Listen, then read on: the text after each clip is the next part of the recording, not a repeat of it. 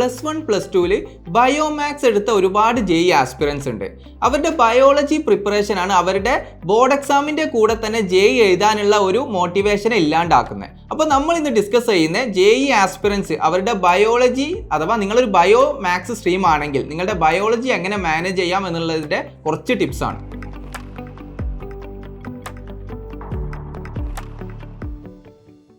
Myself Ajnas and I am a well-wisher in your IIT NIT dreams and welcome to IITricks. എൻ്റെ +1 +2 സമയത്ത് ഞാൻ എടുത്തിട്ടുണ്ടായിരുന്ന Biomax stream ആയിരുന്നു. അപ്പോൾ ആ ഒരു സമയത്ത് ഏറ്റവും ചലഞ്ചിങ് ആയിട്ടുള്ള ഒരു ആസ്പെക്റ്റ് ആയിരുന്നു ബയോളജി എങ്ങനെ ബോർഡ് എക്സാമിന് ഹാൻഡിൽ ചെയ്യുക എന്നുള്ളത്. ഇപ്പോൾ നിങ്ങളൊരു +1 +2 സ്റ്റുഡൻ്റ് ആണെങ്കിൽ നിങ്ങൾ ബോർഡ് എക്സാം ഒക്കെ അടുത്ത മാർച്ചോട് കൂടി ഫെബ്രുവരിയിൽ അതിൻ്റെ പ്രാക്ടിക്കൽസും പിന്നെ മാർച്ചോട് കൂടി നിങ്ങൾ അതിൻ്റെ തിയറി എക്സാംസ് ഒക്കെ എഴുതുന്നുണ്ടാവും. അപ്പോൾ നിങ്ങൾക്ക് വേണ്ടിയുള്ള കുറച്ച് ടിപ്സ് ആണ് ഇന്ന് ഷെയർ ചെയ്യാൻ പോകുന്നുണ്ടാവുക. ആദ്യത്തെ ഇമ്പോർട്ടൻറ്റ് പോയിന്റ് ആണ് ബോർഡ് എക്സാമിൻ്റെ PYQ പ്രോപ്പറായിട്ട് അനലൈസ് ചെയ്യുക എന്നുള്ളത്. ഇതുവഴി നിങ്ങൾക്ക് കുറേ തീംസ് റിപ്പീറ്റ് ആയി ചോദിക്കുന്നതായിട്ട് കാണാം. അപ്പോൾ ബോർഡ് എക്സാമിൻ്റെ ഡിസ്ക്രിപ്റ്റീവ് ക്വസ്റ്റ്യൻസ് എടുത്ത് അനലൈസ് ചെയ്തുകൊണ്ട് ഏതൊക്കെ ക്വസ്റ്റ്യൻസ് ആണ് അഥവാ ഏതൊക്കെ തീംസ് ആണ് റിപ്പീറ്റ് ആയിട്ട് ചോദിക്കുന്നതെന്ന് മനസ്സിലാക്കുക. എന്നിട്ട് ഇത് നല്ലവണ്ണം പ്രിപ്പയർ ചെയ്യുക. രണ്ടാമത്തെ കാര്യം, നിങ്ങൾക്ക് നിങ്ങളുടെ ഫ്രണ്ട്സ് തന്നെ നീറ്റ് ആസ്പിറൻസ് ഉണ്ടാവും. അപ്പോൾ ഇവരുടെ യൂസ് അല്ലെങ്കിൽ ഇവരുടെ ഹെൽപ്പ് മാക്സിമം നിങ്ങൾ യൂട്ടിലൈസ് ചെയ്യുക. അതായത് നിങ്ങൾക്ക് എന്തെങ്കിലും ഒരു കൺഫ്യൂഷൻ വരികയാണെങ്കിൽ അവരുടെ ഹെൽപ്പ് സീക്ക് ചെയ്യാൻ ഒരു മടിയും വിചാരിക്കേണ്ട. ഇപ്പോൾ എൻ്റെ ഒരു കാര്യത്തിൽ ഞാൻ പറയുകയാണെങ്കിൽ എനിക്ക് +1 +2 ബയോളജിക്ക് 200 ഔട്ട് ഓഫ് 200 ആയിരുന്നു മാർക്ക് ഉണ്ടായിരുന്നത്.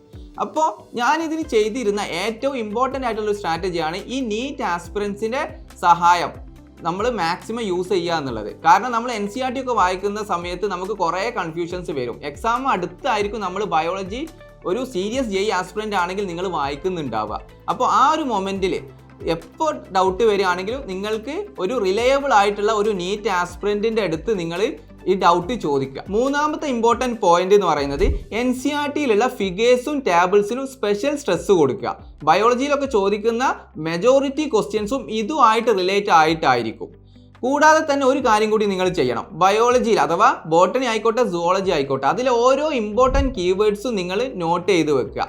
എന്നിട്ട് നിങ്ങളുടെ ലാസ്റ്റ് മൊമെന്റ് റിവിഷൻ ഫേസിൽ ഈ കീവേഡ്സ് എടുത്ത് വായിക്കുക. ഈ ഒരു സ്ട്രാറ്റജി നിങ്ങൾ ഫോളോ ചെയ്യുകയാണെങ്കിൽ ഇൻ ദ എൻഡ് അഥവാ എക്സാം ഒക്കെ അടുക്കും തോറും നിങ്ങൾക്ക് ബയോളജി ഈസി ആയിട്ട് ഹാൻഡിൽ ചെയ്യാൻ പറ്റുന്നുണ്ടാവും. ഒരു എക്സ്ട്രാ കാര്യം കൂടി പറയാം. ഇപ്പോൾ എൻ്റെ കാര്യത്തിൽ വർക്കൗട്ട് ആയ ഒരു സംഭവമാണ്. എൻ്റെ ക്ലാസ് ടീച്ചർ സുവോളജിയുടെ ടീച്ചറായിരുന്നു. അപ്പോൾ ഞാൻ എൻ്റെ ഒരു JEE ആസ്പിറേഷൻസ് അഥവാ ഞാൻ +1 +2ൻ്റെ കൂടെ തന്നെ JEE എക്സാമിന് പ്രിപ്പയർ ചെയ്യുന്നുണ്ട് എന്നുള്ളൊരു കാര്യം ഞാൻ എൻ്റെ ബയോളജി ടീച്ചറോട് ഷെയർ ചെയ്തിട്ടുണ്ടായിരുന്നു. അപ്പോൾ നിങ്ങൾക്കൊക്കെ സപ്പോർട്ടീവ് ആയിട്ടുള്ള ടീച്ചേഴ്സ് ആണ് നിങ്ങളുടെ കൂടെ ഉള്ളതെങ്കിൽ നിങ്ങൾക്ക് നിങ്ങളുടെ JEE ആസ്പിറേഷൻസ് അവരുമായിട്ട് ഷെയർ ചെയ്യുക. അപ്പോൾ അവരുടെ അടുത്തുനിന്ന് ഒരു എക്സ്ട്രാ ആയിട്ടുള്ളൊരു ഹെൽപ്പ് നിങ്ങൾക്ക് കിട്ടുന്നുണ്ടാവും. ഇങ്ങനത്തെ ഒരു സ്ട്രാറ്റജി നിങ്ങൾ കീപ്പ് ചെയ്യുകയാണെങ്കിൽ ബോർഡ് എക്സാമിലെ ബയോളജി മാർക്സ് സാക്രിഫൈസ് ചെയ്യാതെ തന്നെ നിങ്ങളുടെ JEE ആസ്പിറേഷൻസ് ഫസ്റ്റ് അറ്റംപ്റ്റിൽ തന്നെ നിങ്ങളെ NITയിലോട്ടോ IITയിലോ എത്തിക്കുന്നുണ്ടാവും.